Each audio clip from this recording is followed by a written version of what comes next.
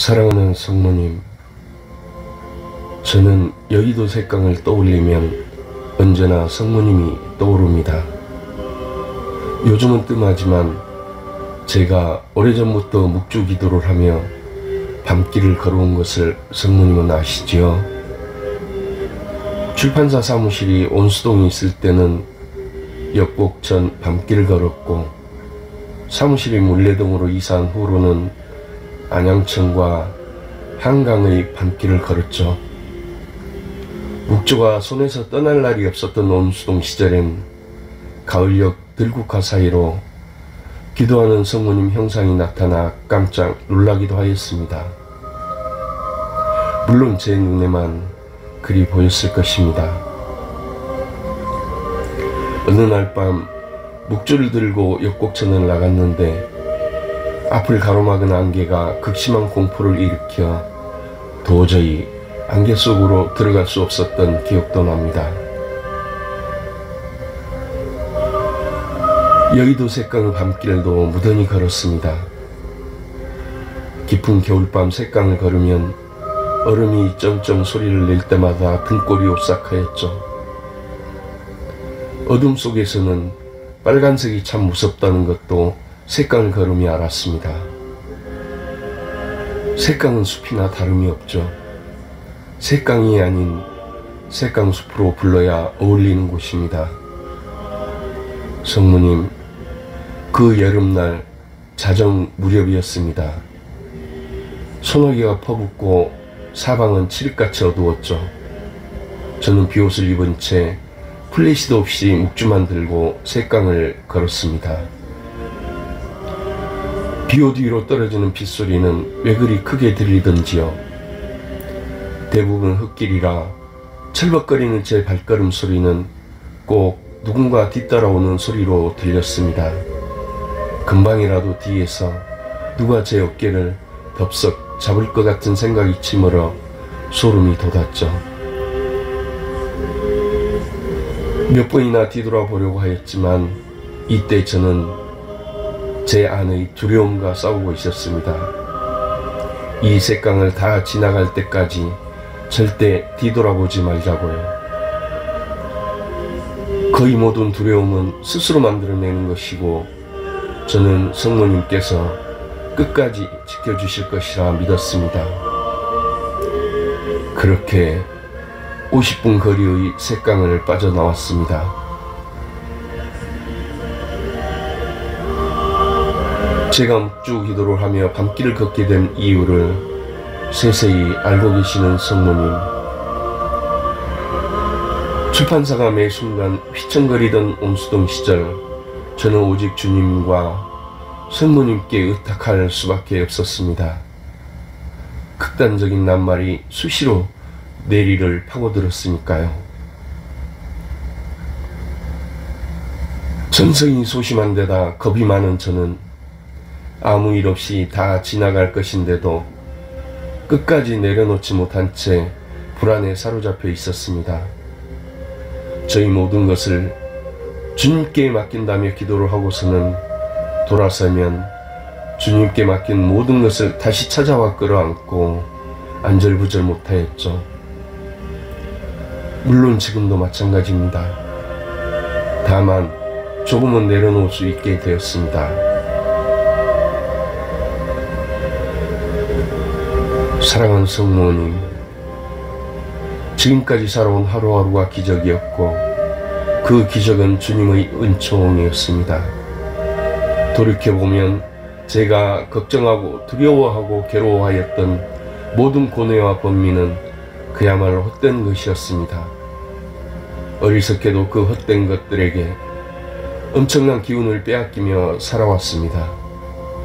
버려도 되는 영적 쓰레기들을 끌어안고 썩은 내를 풍기며 살아온 것이죠. 그것들을 껴안고 몸부림치기보다는 힘을 내고 용기를 가져라. 무서워 떨지 말라.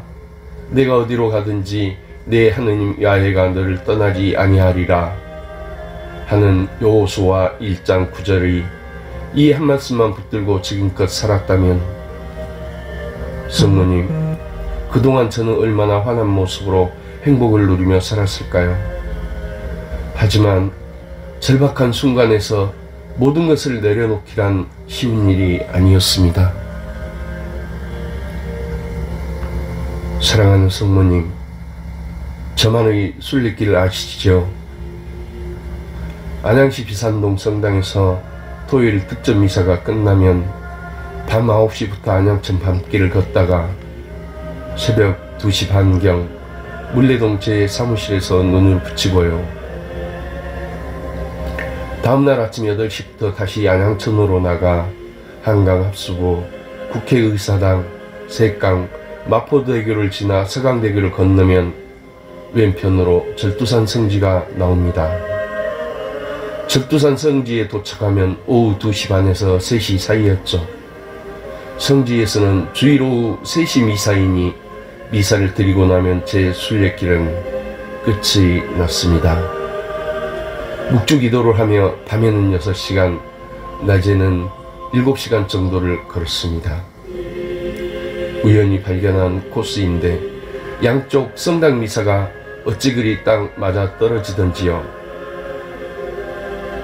2016년 3월부터 시작하여 작년까지 41번을 다녔지만 올해는 한 번도 나가지 못하였습니다.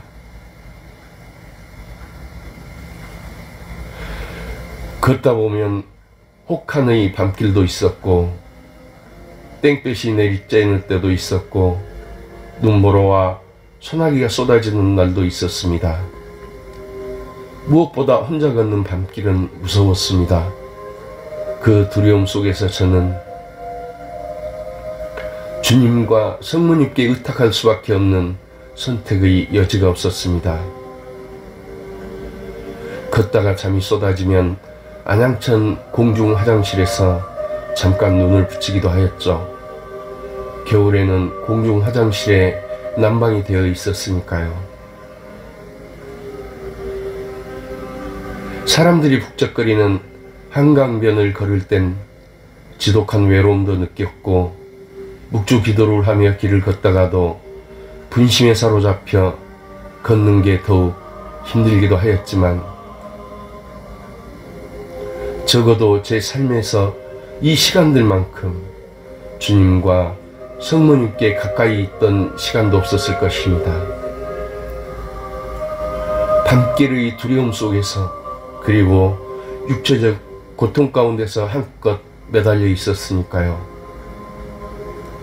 하지만 그러한 두려움과 고통 가운데 매달려 있던 만큼 큰 공허함도 맛보았습니다. 여의도 색강은 이 순례길에 끼어 있습니다. 2017년 8월 20번째 순례길에서 색강을 걷고 있었죠. 그런데 색강을 빠져나가는 길이 막혀 언덕을 올라 도로로 나가려다 문득 뒤를 돌아보니 거대한 성모님 성화가 보였습니다. 여의도 성모병원 주차타워 벽에 그려진 성화였는데 아마 우리나라에서는 제일 큰 성화일 것입니다. 제가 여의도 성모병원을 2달마다 다니고 있었고 이전에도 자주 다니던 병원이었지만 그날 처음 성화를 보게 되었습니다. 그 성화는 프랑스 루르드 성모님 상 모습이었죠. 일반적으로 자유롭고 인자하신 성모님 상과는 달리 위엄을 지닌 장군님 같은 형상이었습니다. 생각해보니 병원에서 고통을 받고 있는 환우들에게 어두운 세력들이 들어오지 못하도록 지켜주시고 거대한 크기만큼이나 간절히 치유의 기적을 위해 기도하시는 것 같았습니다. 병원뿐만 아니라 병원 주변 이웃들, 나아가 여의도를 어둠의 세력으로부터 보호하시는 성모님이라는 생각이 들었죠. 그간 색강을 지나는 저도 지켜보시고 함께 기도하여 주셨으리라는 생각을 하니 저희 순례길이 한층 경건하게 다가왔습니다. 제 순례길을 시작과 끝도 늘 지켜보고 계셨겠죠. 더구나 저 역시 순례길 기도 지향이 대부분 말기암을 앓는 이들의 치유였으니까요. 이후 순례길에서는 항상 그 지점에서 성모님의 성화를 바라보며 인사를 드렸습니다. 자애로우신 어머니 성모님,